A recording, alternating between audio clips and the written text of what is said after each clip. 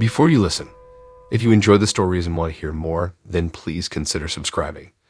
Most of you listening aren't subscribed, so please take this time to subscribe. Turn on notifications so you'll never miss a story and be the first to hear. You'll also be supporting me. Thank you.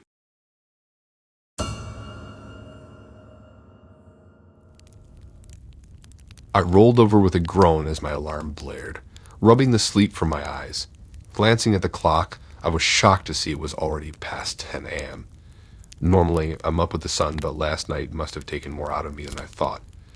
As my brain slowly booted up, I realized with horror that I had nothing left in the house to eat for breakfast. My fridge and cabinets were completely bare after neglecting to go grocery shopping all week. With a grumble, I dragged myself out of bed, knowing I'd have to rush down to Target before the morning crowds flooded in. Threw on some sweats and a hoodie, ran a comb through my hair, and headed out the door, still yawning widely. When I pulled into the parking lot, it was surprisingly busy for a Tuesday. Must be because of the holiday weekend coming up. Grumbling under my breath about the crowds, I hopped out and beelined inside.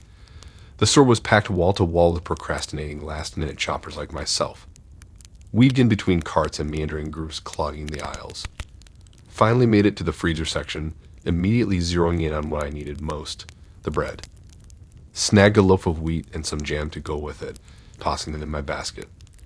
As I rounded the corner to the meat aisle, my eyes landed on the Holy Grail, the last package of chicken breasts sitting all alone on the shelf. Jackpot. Those would be perfect to toss in a pan with some veggies. Reached out as fast as I could to claim them, only to notice at the last second the glare of a crusty old man out of the corner of my eye. He was gripping his cart so tight his knuckles turned white, staring daggers at me. Felt bad taking the last pack, but figured maybe next time he could be quicker. As I turned to walk away, though, I heard him mutter some rude words under his breath that made my blood boil. Decided it wasn't worth starting something over some chicken, especially with the crowds around. Power walked to the checkout as fast as I could, eager to get home and away from this crotchety geezer.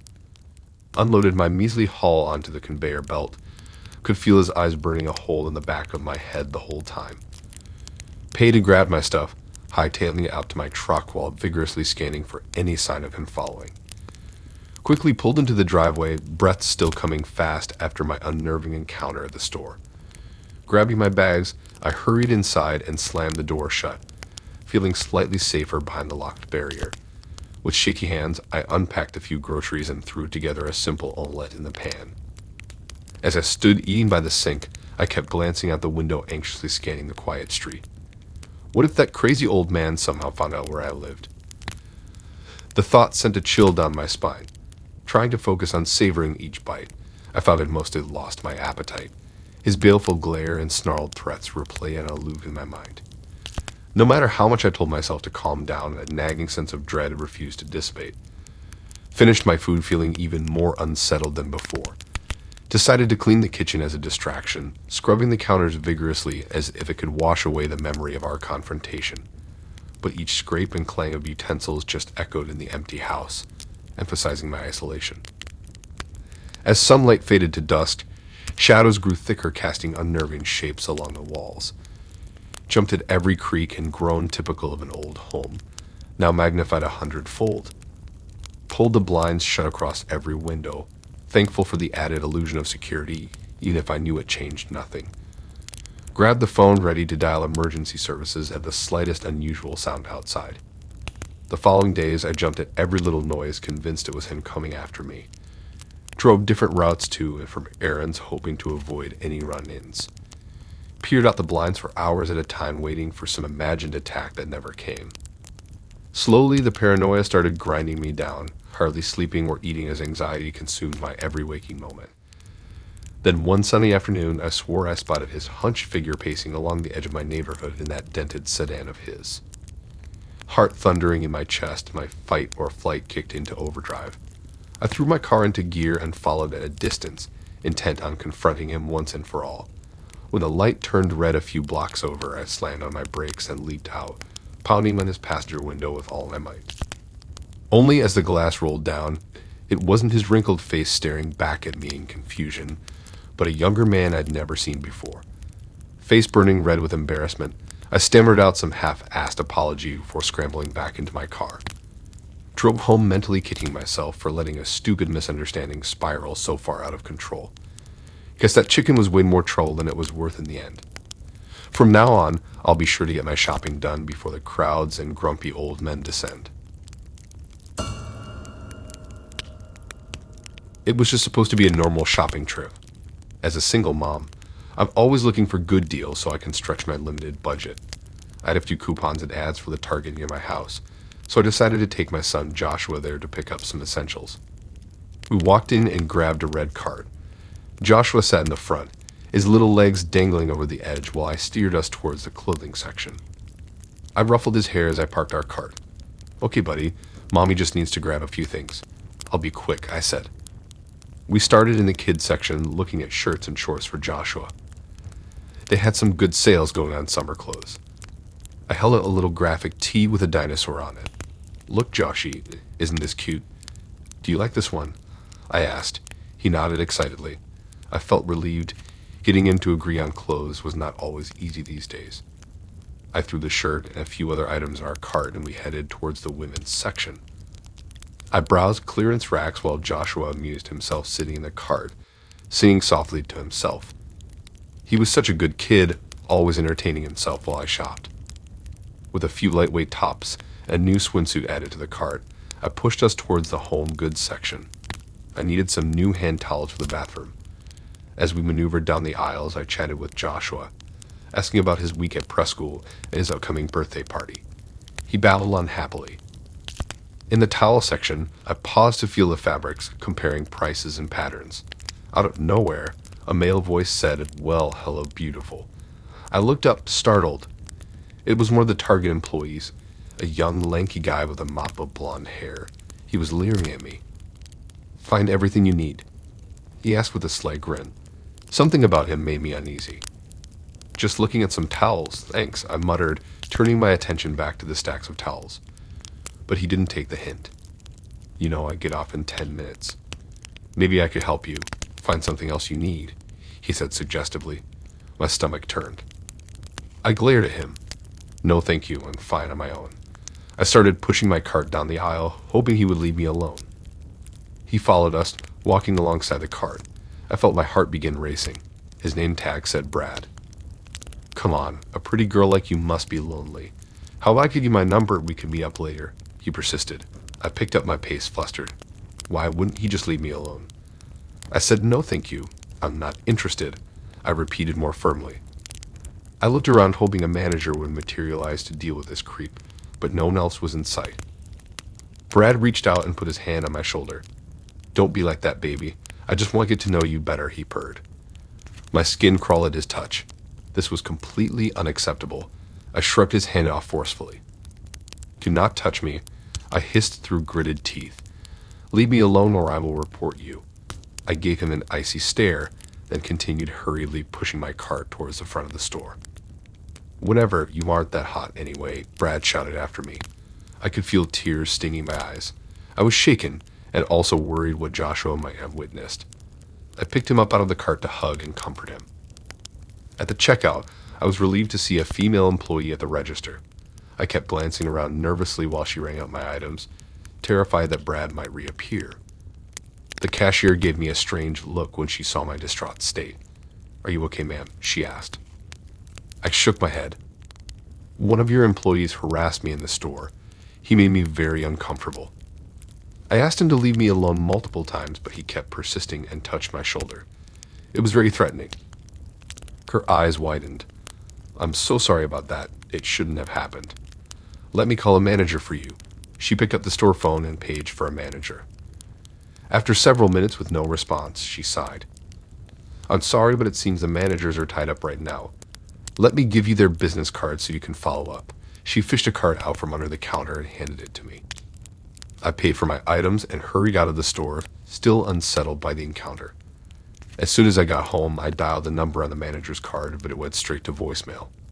Frustrated, I left a detailed message about what had transpired with the employee named Brad. I asked for a prompt response.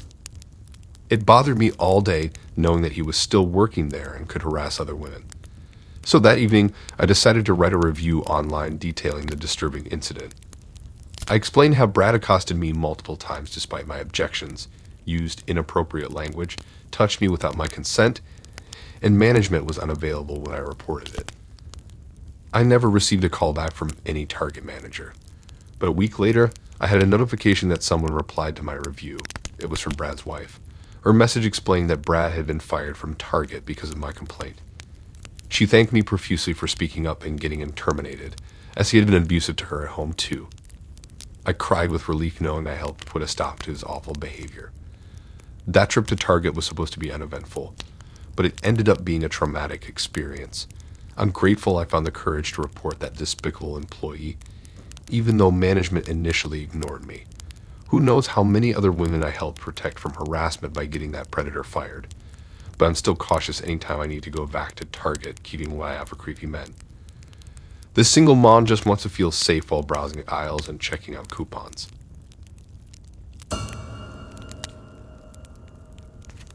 The rage simmered inside me as I watched that lanky punk leer at my girlfriend right there in front of me. We were browsing the trendy shops at the mall, enjoying a relaxing Saturday afternoon, when this scrawny teenager sauntered up behind us. I'd noticed him lurking and watching my girl intently as she flipped through a rack of dresses. Then he opened his mouth and the most explicit and vulgar catcalls and comments came flowing out, aimed right at my unsuspecting babe. I saw red when he called her the most demeaning, derogatory terms while she stood there stunned. How freaking dare this lowlife speak to my queen that way? I spun around and grabbed the kid by the collar, cutting off his filthy mouth as I got right in his face. You better apologize to the lady immediately before I shove those words down your throat, I demanded through clenched teeth. He reeked of stale beer and cigarettes. The punk just chuckled in my grip, then hawked a loogie right on my shoe. Make me, tough guy, he sneered. Oh, hell no.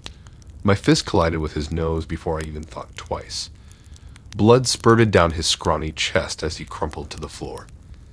Suddenly, the mall security guard was yanking me away, scolding me for violence as they dragged the kid to his feet.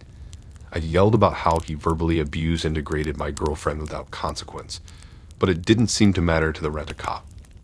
I got cuffed and escorted outside while a little creep cried crocodile tears about being assaulted. Fuming mad, I took my rattled girlfriend's hand and headed for the parking garage. I needed to get her away from this place and grab some food to calm down. As we descended the concrete ramps, she squeezed my arm, voicing her disbelief at what had just transpired. I pulled her close, assuring her that jerk wasn't going to get away with it. We located my car and I held the door for her, glancing around warily for any sign of the punk. I couldn't believe he didn't face a single repercussion for verbally attacking my girl like that.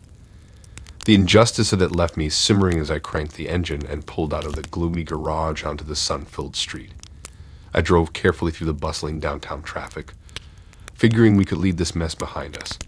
But suddenly a jacked-up muscle car was filling my rear view, the engine revving menacingly. My stomach dropped when I recognized the scrawny punk behind the wheel, glaring and flipping me off.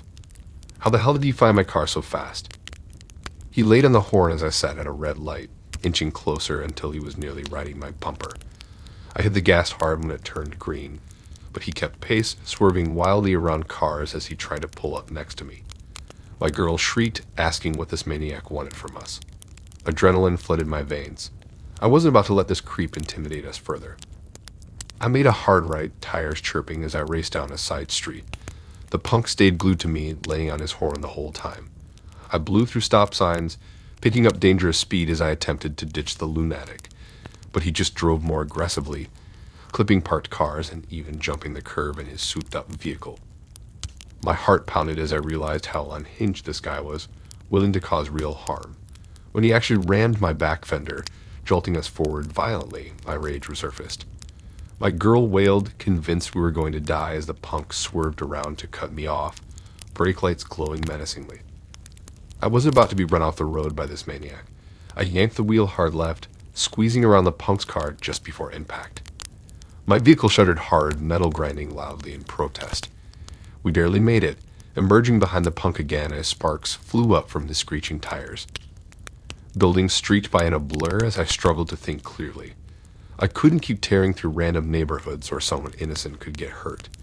No, I needed to get somewhere public, with cops. The station. It was just ahead. Gripping tight to the shuttering wheel, I ignored my girlfriend's panicked pleas to stop. I had to end this before that punk made us crash. Tires smoking, I tore into the station lot with the kid's car inches from my bumper. At the last second, he realized where I had brought him and slammed the brakes.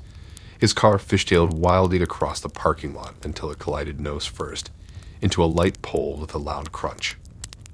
I threw my car in park as officers came racing over, guns drawn.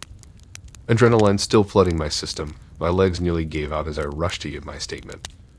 My hands shook violently as I pointed to the punk being cuffed and shouting curses nearby. His rusty vehicle was totaled against the pole, with steam hissing from the dented hood. My girl clung to me crying as we recounted the entire ordeal to a stone-faced sergeant. He assured us the punk was going away for a long while thanks to several outstanding warrants they found in their system. I finally let the panic and stress of the last hour wash over me. That guy could have easily killed us with his crazy stunts if I hadn't let him here. We were safe now thanks to the cops, but I knew I'd be replaying those terrifying moments in my head for a long while, and taking an entirely new route next shopping trip. Thanks for listening in. If you like these stories and want to hear more, then please subscribe and like and support this new channel. We have more stories for you to listen to.